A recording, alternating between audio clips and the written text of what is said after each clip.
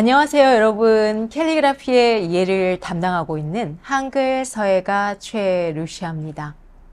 오늘 강의에 들어가기에 앞서 여러분들이 생각나는 단어를 이야기해 주시면 붓으로 화선지 위에 써보도록 하겠습니다.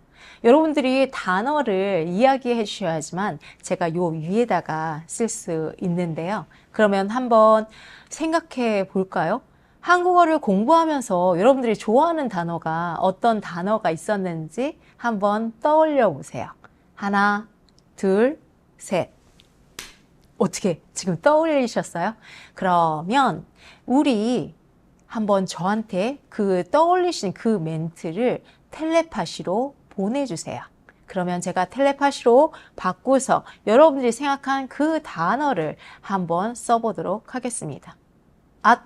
지금 텔레파시 안 주고 계시네요. 그러면 안 되고 저한테 여러분들이 생각한 그 단어를 저한테 텔레파시로 주시면 됩니다. 그러면 여러분들의 텔레파시를 받겠습니다. 그 단어를 생각하셨어요? 좋습니다. 또 이쪽에서도 보내주셔야죠. 그 단어를 생각하셨어요? 네, 좋아요. 그러면 제가 이 위에다가 글씨를 써보도록 하겠습니다.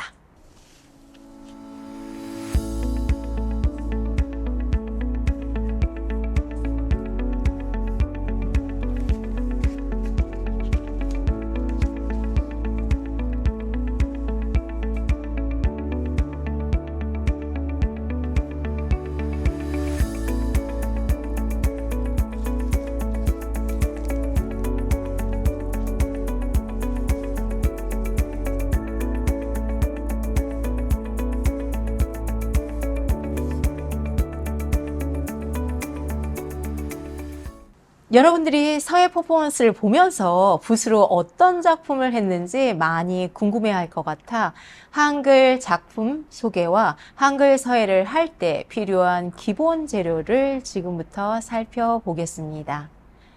전통 한글 서예가로 활동하면서 상업적인 서예, 즉 캘리그라피스트로서 다양한 활동을 전개하였는데 지금은 대표적인 한글 서예 작품을 소개하겠습니다.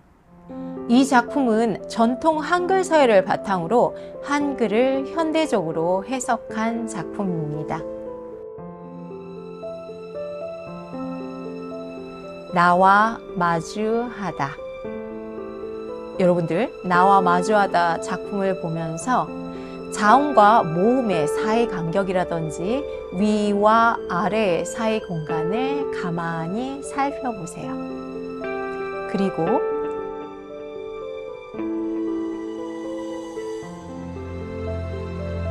바위 틈 사이로 나온 플립의 강인함을 담고 싶다. 네, 그 다음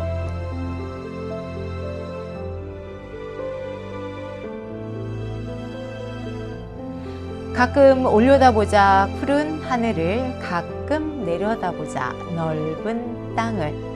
어떻게 여러분들 제 작품 보면서 읽기 힘들다 라고 생각하지는 않으셨는지요?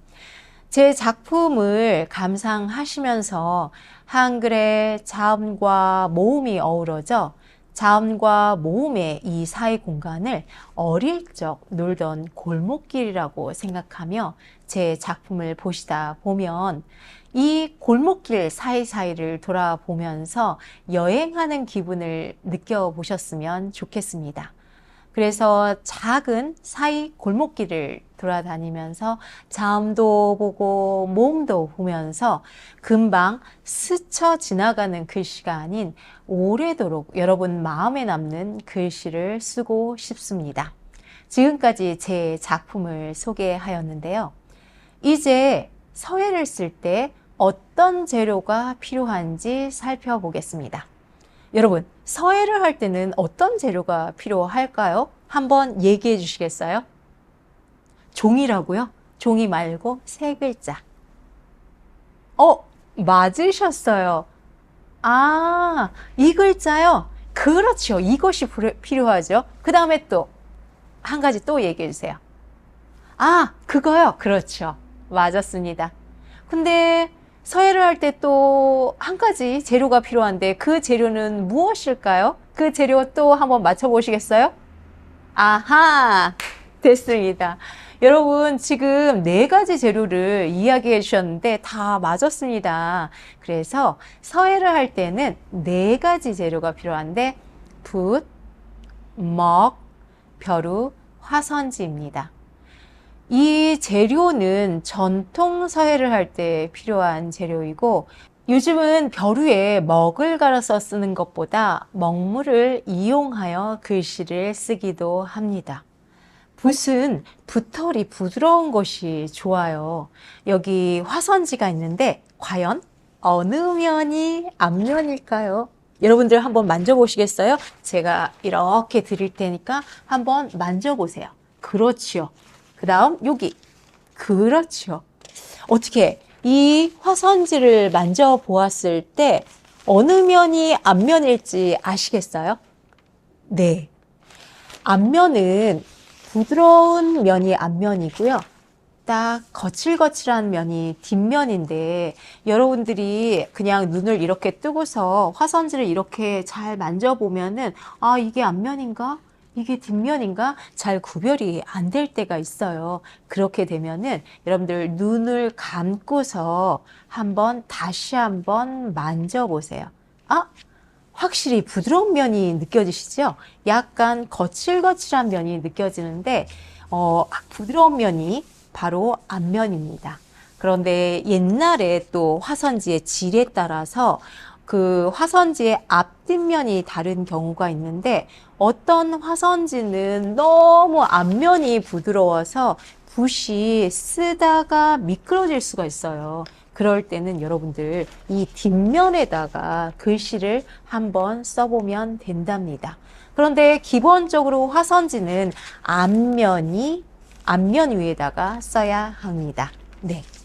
붓은 크기에 따라 글씨의 크기가 달라질 수 있고 현대에 와서는 세필과 중간 크기의 붓을 많이 사용합니다. 하나, 둘, 셋, 짠! 오! 이렇게 큰 붓이 있네요. 이 정도의 길이의 붓인데 이런 큰 붓은 큰 글씨를 쓸 때 씁니다. 그 다음에 이 붓을 한번 살펴볼까요? 이 붓은 중간 크기의 글씨를 쓸 때 사용합니다.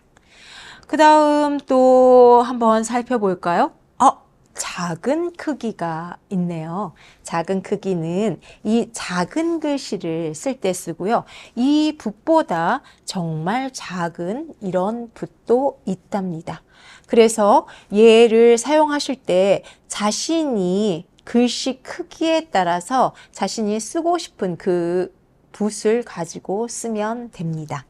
그래서 이렇게 붓 크기를 살펴보았는데요.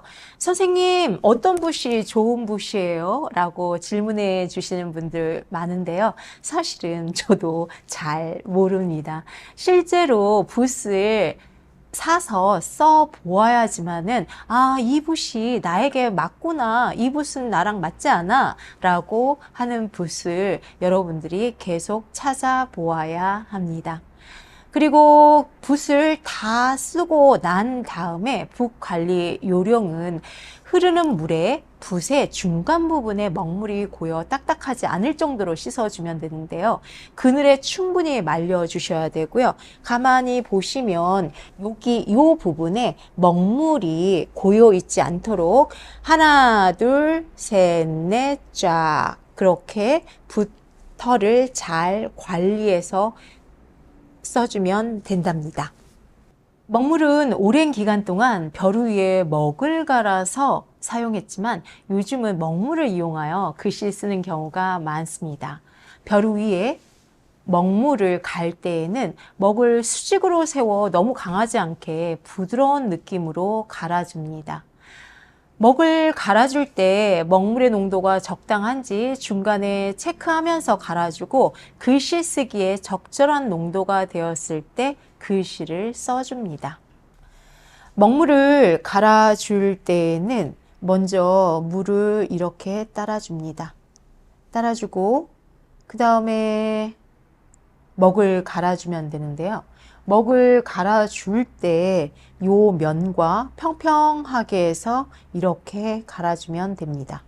근데 이때 이렇게 갈아줄 때 이렇게 비스듬히 갈아주거나 뭐 이런 식으로 갈아주기보다는 둥글게 이 벼루의 면과 먹이 함께 천천히 갈아주면서 마음을 가라앉힙니다.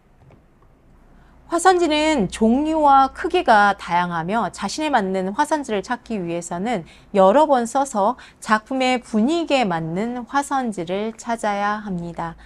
작품을 할 때는 작품지를 사용하지만 연습을 할 때에는 연습지를 많이 사용합니다. 화선지를 만져보아서 부드러운 면이 아까 앞면이라고 했죠. 거칠거칠한 면은 뒷면 맞습니다. 그래서 글씨를 쓸 때는 부드러운 면에 쓰는데 때에 따라 거친 느낌의 글씨를 표현하고 싶을 때는 뒷면을 사용하기도 합니다. 화선지에 부드러운 면에 쓸 때 한번 부드러운 느낌의 그 글씨를 한번 써보겠습니다. 그래서 설레임.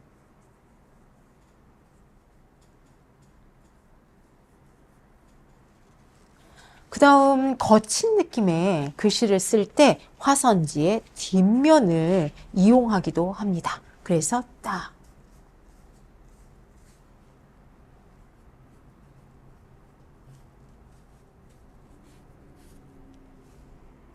그래서 화선지의 부드러운 면과 거친 면에 다른 느낌의 글씨를 쓸 수 있습니다. 오늘은 첫 시간이어서 제 작품 소개와 분, 먹, 벼루, 화선지 도구에 대해 알아보았습니다. 각 재료는 자신에게 맞는 재료를 찾아 여러 번 사서 써봐야 하고 화선지의 번짐 정도가 다르므로 여러 화선지를 구입하여 써보고 먹물의 농도도 살펴보면서 자신이 선호하는 재료를 찾아 연습해 봅니다. 그럼 다음 시간에는 이 서예 재료를 이용하여 한글의 대표적인 서체를 연습해 보도록 하겠습니다.